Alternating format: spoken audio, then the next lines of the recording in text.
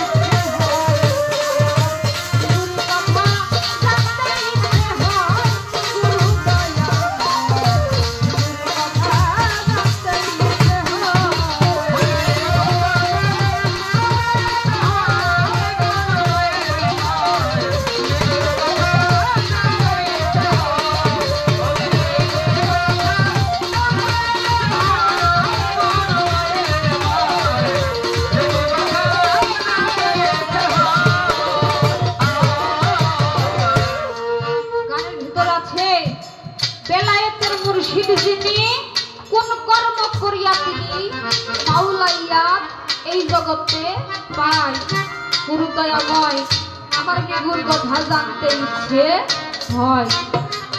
তো রাজা এই যে বেলায়েতের যে মুর্শিদ তিনি কোন কর্ম করিয়া এই বেলায়েতের ভারটা পেয়েছিলেন, তার কর্মটা কি ছিল, যেই কর্মের ফলে কর্মের বিনিময়ে তিনি এই মাওলাইয়াত বস্তুটা পাইলেন। আর এই যে মাওলাইয়াত বলি, এই মাওলাইয়াত বস্তুটা কি,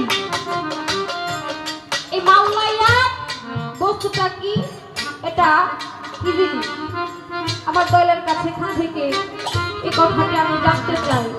গানের ভিতরে আমি বলেছি মাওলাইয়াত কিবা বস্তু হয়, হযরত আলী পাইল তাকু কর্মের বিনিময়।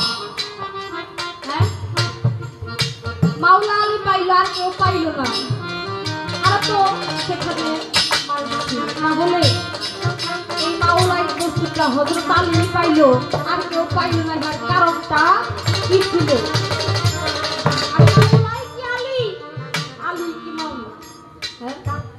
বিষয়টা কিন্তু বুঝতে হবে। তো বোঝার জন্য দলের কাছে আমি এই গানটি ধরেছি, শুনে আরো কি বলেছে। পাক পাঞ্জাতন ছিল একসাথে,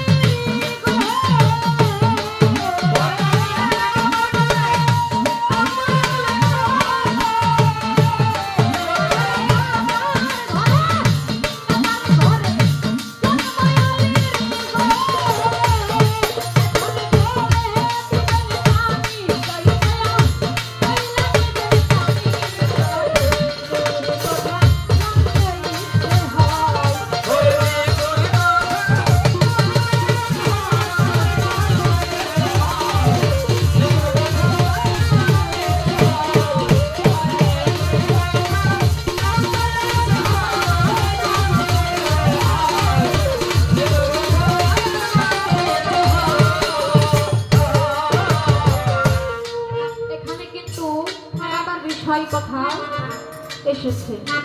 পাক পাঞ্জাতন ছিল একসাথে, কেউ পাইল না, মাওলাইয়াত দিল শুধু আলীকে। পাক পাঞ্জাতন মানে আরো কিন্তু লোক আরো চারজন ছিল। তাহলে হযরত আলী পাইল, এর কারণটা কি? তাহলে এই যে কাবা ঘরের কথা বলা হয়েছে, কাবা ঘরে জন্ম আলী বলে দিলে তা নিশ্চয়। তাহলে কাবা ঘরে জন্ম হইল কেন? তার নিজ ঘরেও তো জন্মগ্রহণ করতে পারত, আর অন্য কোথাও জন্মগ্রহণ না কইরা সে কাবা ঘরে যায় কিসের জন্য, কোন কারণে তাহার জন্ম হইল, এর কারণটা আপনি একটু বলে দেওয়ার জন্য চেষ্টা করুন। তাই বলেছে কাবার সাথে আলীর সম্পর্কটা কি,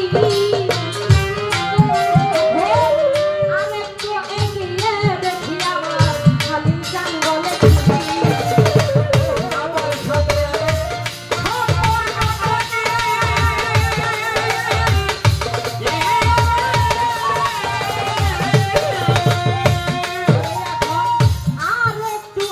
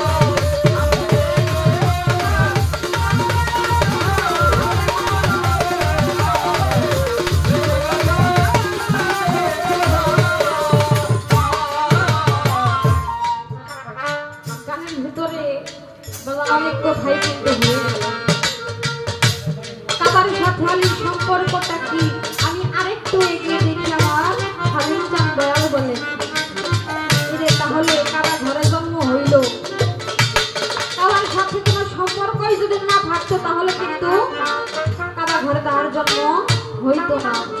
তার কারণটা কি? আর এই যে আলীর শক্তি বাবার আসে, অনেকেই কিন্তু অপেক্ষায় থাকে। তো বাজান এই শক্তিটা কি? আলীর একটা শক্তি, একটা পাওয়ার, সেই পাওয়ারটা কি ছিল? আপনার কাছে আমার এখান থেকে একটু জানার বিষয় রইল যে সেই পাওয়ারটা দিয়ে কি হবে, কি করা যায়, পাওয়ার থাকলে কি হবে আর সেই পাওয়ারটা না থাকলে কি হবে। তো সেইখানে হইতে আপনার কাছে একটু জানার বিষয় রইল। আর কোনো কিছু আমি জানার জন্য বাসনা করবো না। তো এইবার রাত্রি প্রায় 1:30টার উপরে বাজবে। তো আমরা সকলে এখানে বসে আছি, একটু সেই চাতক পাখির মতো চেয়ে আছি কখনো যেন আমাদের ভিতরে শক্তিটা জাগ্রত হয়েছে, চোখের জল। রাজা চোখের জল কিন্তু আমাদের আপনা আপনি আসে না, ভেতরে যদি কারো কোনো আঘাত থাকে তবেই কিন্তু আসে। যার কোনো ছেদ নাই তার কোনো বিচ্ছেদ নাই, তাহলে তার ভিতরে যদি একটু ছেদ থাকে তবেই তার দুই চোখ দিয়ে 2 ফোঁটা চোখের জল বের হয়ে যায়। তো বাজার এই জগতের মধ্যে অনেক গুরু এবং শিষ্য ভক্ত আছে, আমি শুনেছি, দেখি নাই, দেখার মতো আমার সৌভাগ্য হয় নাই। আমি শুনতে পারি অনেক অনেক গুরুর ভক্ত ছিল, তারা নাকি অনেক কষ্ট করেছে, অনেক কিছু ত্যাগ করেছে, তার প্রাণটাও সে ত্যাগ করে গেছে। যেমন গুরুর সাথে প্রেম করেছিল, নিজামুদ্দিন আউলিয়ার সাথে যে প্রেম করেছিল ভ্রমর পাগল, তুলা চাঁদের সাথে প্রেম করেছিল ভ্রমর পাগল। এই যে দয়ালকে যারা ভালোবাসে তারাই তো একমাত্র পাগল। আমরা শুধু মুখে মুখে বলি দয়ালকে ভালোবাসি, কিন্তু বাবা অন্তর থেকে কখনো ভালোবাসতে পারে না। আর যারা অন্তর থেকে ভালোবাসে একমাত্র তারাই শুধু গুরুর ভক্ত হতে পারে। গুরুর ভক্ত হতে গেলে তার অনেক কিছু করতে হয়, অনেক সাধন করতে হয়, অনেক ভজন করতে হয়, তা না হলে কখনো গুরু ভজন করা যায় না। যেমন শেখ ফরিদের ভক্ত ছিল আলাউদ্দিন আলসাবি। এই আলাউদ্দিনের মা ছিল অনেক গরিব, আর শেখ ফরিদের বোন ছিল সেই আলাউদ্দিনের মা। মাই যখন তার স্বামীকে হারিয়ে অনেক দুঃখ কষ্ট করতে, তখন মাই চিন্তা করে আমি তো গরিব মানুষ, সন্তানটাকে ঠিক মতো খাওয়াতে পড়াতে পারি না, আমার তো একটা ভাই আছে, তাহলে আমি আমার সেই ভাইয়ের কাছে নিয়ে যাই, অন্তত সেখানে থেকে 2 বেলা 2 মুঠো ভাত খেতে পারবে। এই কথা বলে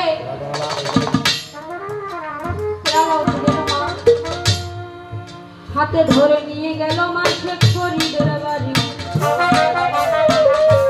গিয়ে বলছে ওরে ভাই তুমি আসো তাড়াতাড়ি,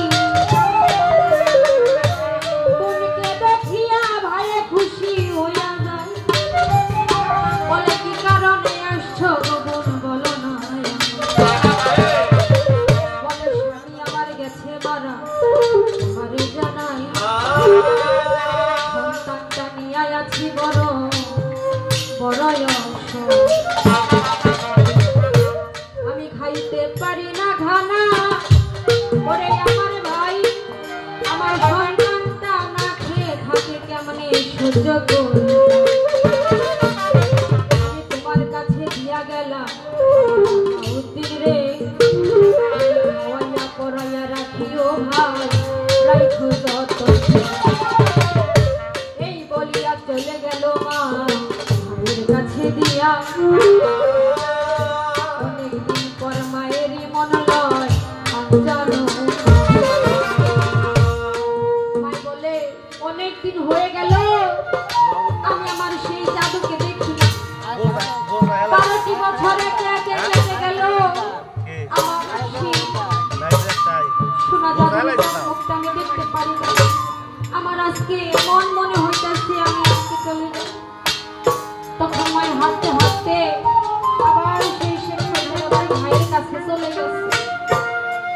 সেই ভাইকে ডাক দিতেছে, ভাইকে দেখে তখন আবার আলাউদ্দিনকে ডাকে, আলাউদ্দিন বলে ডাকে, আলাউদ্দিন তুমি কোথায় আসো? আলাউদ্দিন দৌড়ায় আইসা আমাকে বলতেছে, মা তুমি আমাকে দেখতে আসছো, অনেকদিন হয় আমি তোমাকে দেখি না। মাই বলে তুমি কে? তোমাকে তো আমি চিনি না, আমি তো আমার ছেলেকে আমি এখানে রেখে গিয়েছিলাম, আমার সেই ছেলেটা কোথায়? বলে মা আমি তোমার সেই আলাউদ্দিন। বলে তুমি আলাউদ্দিন? তুমি যদি আলাউদ্দিন হও তাহলে তোমার এই চেহারা কেন? তোমার হাড়ের সাথে চামড়া লেগে আছে, তোমার শরীরে তো এক ফুটাও গোশত নেই। ছেলে বলতেছে, মা তুমি আমাকে যেদিন হতে রেখে দিয়েছিলে, তোমার ভাই আমার গুরু আমাকে সেই লঙ্করখানায় চাবি দিয়ে বলেছিল, আজ থেকে এই লঙ্করখানায় যারা আসবে তাদেরকে তুমি খাওয়াবে।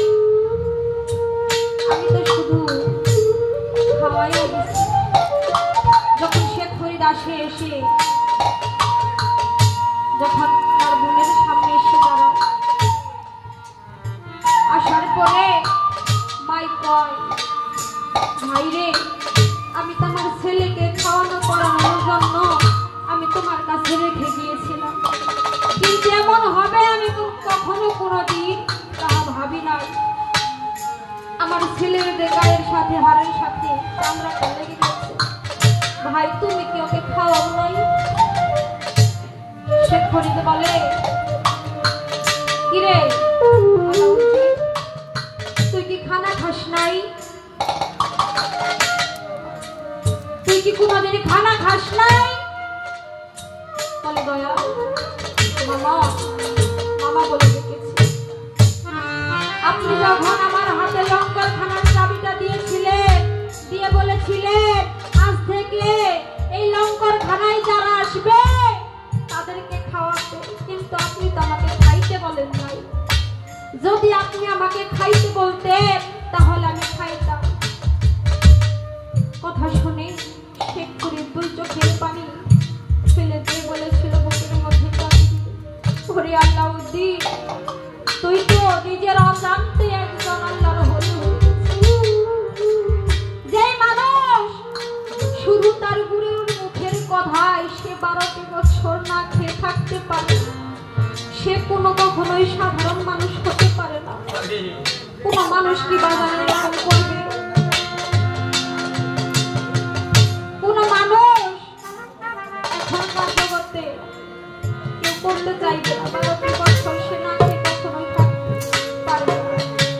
একমাত্র সে আলাউদ্দিন আল-সাবানি করেছিলেন, সেখানে হতে নাম দিয়েছিলেন আলাউদ্দিন আল-সাবানি। তাই সেখানে দাঁড়িয়ে আলাউদ্দিন বলেছিলেন,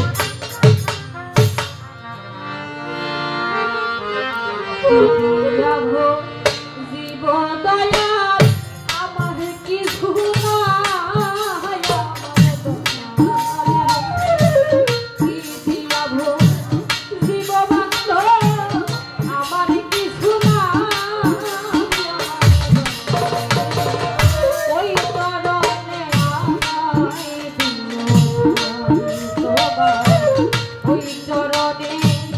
আমায় দিয়ে খায়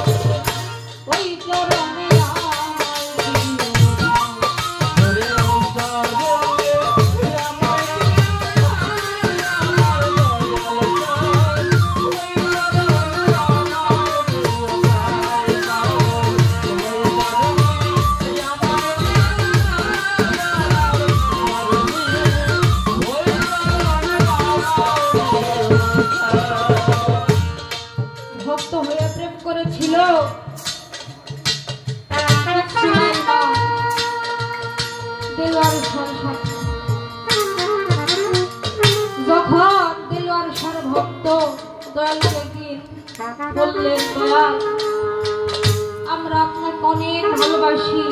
যখন আপনার দরবার উরস হয়, উরসের সময় কত টাকা পয়সা, গরু ছাগল হাঁস মুরগি যা কিছু আছে আমরা নিয়ে আসি, আপনার দরবার হইলাম দেওয়ার চেষ্টা করি। কিন্তু আপনি আমাদের নামটা বেশি নিতে চান না। শুধু দেখি সুলাইমানের নামটা আপনি একটু বেশি নিচ্ছেন। সুলাইমানকে ডাকি, একটা কাজ হলে আগে তাকে ডাকি। কিন্তু আমরা যে আপনাকে ভালোবাসি, সেই ভালোবাসাটা কি মনে হয় আপনার দরবারে ভালোবাসাটা পৌঁছায় না? আপনি কিসের জন্য সুলাইমানকে ভালোবাসেন আমাদের? তখন দয়াল বলতেছিলেন, তোমরা কি এটা দেখতে চাও নাকি শুনতে চাও? তখন ভক্তরা বলতেছে, দেখতে পারলে তার শোনার কোনো সেখানে বাকি থাকে না, আমরা সকলেই দেখতে চাই। কিছুদিন পরে দয়াল সকলকে ডাক দিয়েছে, ডাক দিয়ে বলেছে, তোমরা যত ভক্ত আছো সকলে বড় দেখার নৌকা নিয়ে আমরা সকলেই সেই সুলাইমানের বাড়িতে প্রবেশ করি। সত্যি করেই বড় দেখে একটা নৌকা নিচ্ছে। নৌকা নেওয়ার পরে সমস্ত ভক্তদেরকে নিয়ে বড় একটা নৌকার মধ্যে উঠে সে নৌকা অতিক্রম করে, নদী অতিক্রম করে সেই সুলাইমানের বাড়িতে যাওয়ার জন্য প্রস্তুতি নিচ্ছে। যখন সুলাইমানের বাড়ির কাছাকাছি নৌকাটা আসছে, সুলাইমান দুয়ার থেকে তাকিয়ে তাকিয়ে দেখতেছে একটা নৌকা আসতেছে। আমার কেন যেন মনে হইতেছে আমার দয়াল আমার কাছে আসতেছে। দেখেন কতটা ভালোবাসলে তার ভিতরে টানটা যাবে। এই কথা বলে সে ওই নৌকার দিকে শুধু তাকিয়ে আছে। যখন নৌকার দিকে তাকিয়ে থাকে, দেখে তার বাড়ির ঘাটে রানী নাই, সেই নৌকাটা আস্তে আস্তে ঘুরে আসছে। দেখে লাল বিষম দেখা যায়। নৌকাটা যখন ঘুরে আসলো, আসার পরে দয়া নৌকা থেকে নাইমা সুলের ডাক দিচ্ছে, ও সুলে বাজান তুমি কোথায়? সুলে কোথায় আইসা দয়ালকে ভক্তি বলতেছে, বাজান আপনি এতদিন পরে আমার বাড়িতে আসলেন, আমি জানি না কিসের জন্য আসলেন। এখন আমি আপনাকে কোথায় বসতে দিব, কি খেতে দিব, আমি তো দয়ালকে একটা চেয়ার পাল্টা বসতে দিয়া দয়ালের কাছে যাই হাত পা টিপতেছে।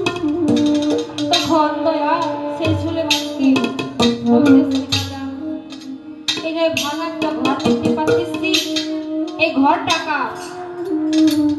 সুলে কয়, বাজান তোমার আমার যদি ঘর থাকে তাহলে এখানে থাকবে কেন? ভক্তদেরকে ডাক দিয়ে বলতেছে, তোমরা এই ঘরটাকে ভাঙো, ঘরটাকে ভেঙে নৌকার মধ্যে উঠাও। সত্যি করে ভক্তরা ঘরটাকে ভেঙে নৌকার মধ্যে তুলেছে। দেখে গোয়ালে গরু দেখা যায়। সুলের ডাক দিয়ে কয়, সুলে রে গোয়ালে গরু দেখি, গরু টাকা। বাজান গরুটাও তো তোমার। কয়, আমার যদি গরু হয় তাহলে পচা নোংরা গোয়ালে কেন থাকবে? আমার গোয়ালে থাকবে। গরুটাকে নিয়ে উঠা। উঠানোর পরে দেখি সুন্দরী মেয়ে দাঁড়িয়ে। সুলের ডাক দিয়ে কয়, বাবা সুলে তুই একটা মেয়ে দেখতে পাচ্ছিস, মেয়েটা ওকে? কয়, বাবা ও তো তোমারই মেয়ে। ও যদি আমার মেয়ে হয় তাহলে এই বাড়িতে থাকবে কেন? আমার মেয়ে আমার বাড়িতে থাকবে। এই কথা বলে মেয়েটাকেও ধরে নৌকার মধ্যে উঠাই। আর সুলে শুধু তাকিয়ে তাকিয়ে দেখে কিছুই বলতে পারে না। যখন কোনো কিছু বলে না, দয়াল বলে, সুলে ভালো থাকিস, আমরা এবার চলে যাই। এই কথা বলে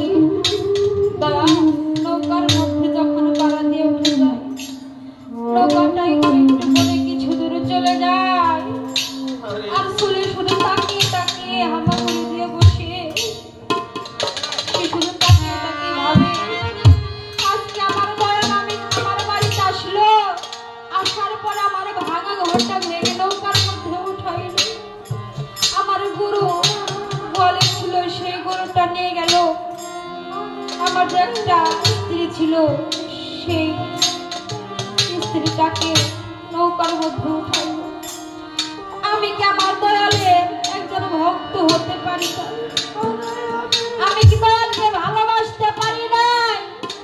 যার জন্য সমস্ত কিছু নিয়ে গেল আর আমাকে একা একা এখানে রেখে গেল। আমি কি তোমার ভক্ত হতে পারি? তোমার ভালোবাসতে পারি না? সেখানে দাঁড়িয়ে শুনে বলতেছে, আজ আমার বান্ধব কেউ নাই রে, দয়াল গুরু তুমি বিহনে। আজ আমার বান্ধব কেউ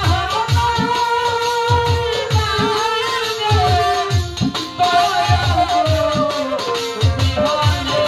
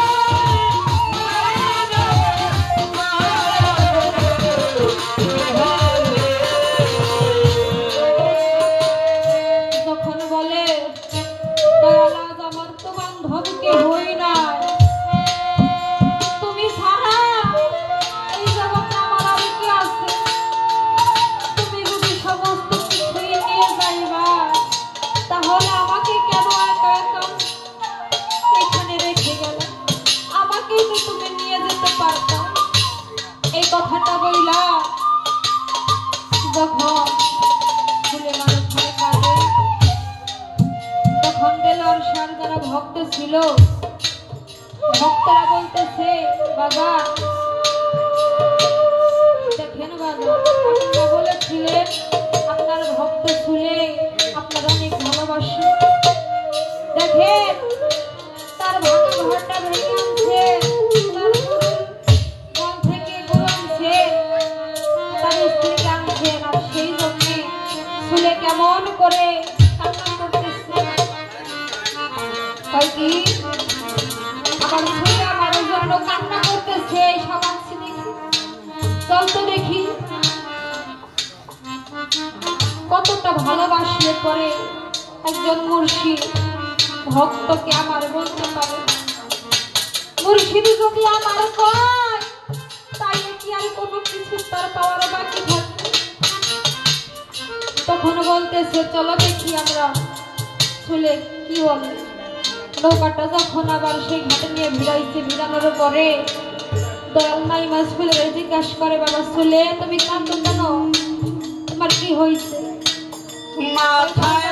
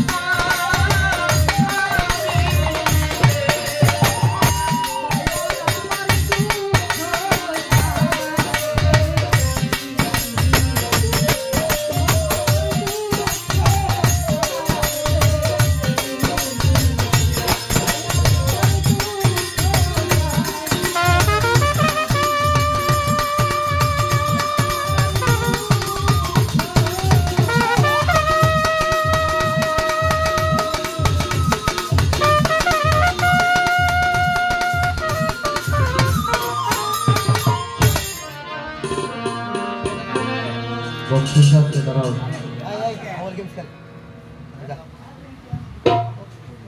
মোবাইল লক ছাড়া মোবাইল